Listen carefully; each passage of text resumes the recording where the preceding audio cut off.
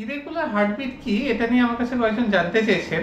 এখন ইরেগুলার হার্টবিটটা একটা first subject, একটা অনেক পড়াশোনার জায়গা।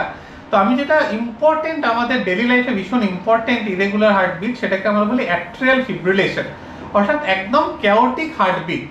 আমাদের হার্টের স্পন্দন একটা খুব লাভ ডাব একটা খুব সুন্দর সাইনাস রিদম বলি, একটা নির্দিষ্ট ছন্দে চলে, এবং সেই ছন্দটা যখনই হারিয়ে যায়, অর্থাৎ হার্টটা বিভিন্নভাবে কখনো আস্তে কখনো জোরে এরকম ভাবে চলছে, এই রিদমটাকে আমরা বলি অ্যাট্রিয়াল ফিব্রিলেশন।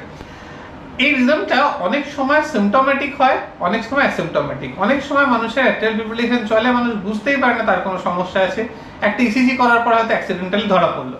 অনেক সময় পেশেন্ট বুঝতে পারে তার একটা অ্যাট্রিয়াল ফিব্রিলেশন চলছে। কিভাবে বুঝতে পারে? হঠাৎ করে বুকটা ধরফর করছে, আবার হঠাৎ করে আস্তে হয়ে যাচ্ছে, একটু চলতে গেলে হাঁপিয়ে যাচ্ছে। এই ধরনের বিভিন্ন সিমটম থাকে, যার জন্য বোঝা যায় ডাক্তারবাবু একটা ইসিজি করলে যে অ্যাট্রিয়াল ফিব্রিলেশন হচ্ছে। কারণ অ্যাট্রিয়াল ফিব্রিলেশনের সমস্যা কি?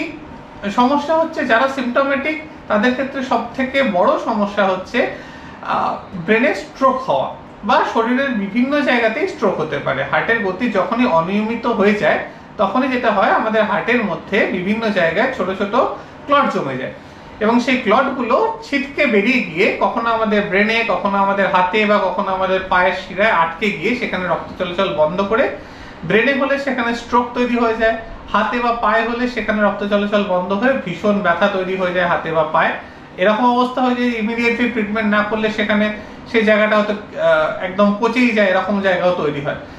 এছাড়াও অ্যাট্রিয়াল ফিব্রিলেশন বা ইরেগুলার হার্ট রেটের জন্য হার্ট ফেলিওর হওয়ার চান্স অনেক বেশি থাকে, হাঁপিয়ে যাওয়ার চান্স অনেক বেশি থাকে, বুকে চাপ ধরার চান্স অনেক বেশি থাকে। এরকম বিভিন্ন সমস্যা থাকে অ্যাট্রিয়াল ফিব্রিলেশন হওয়ার জন্য।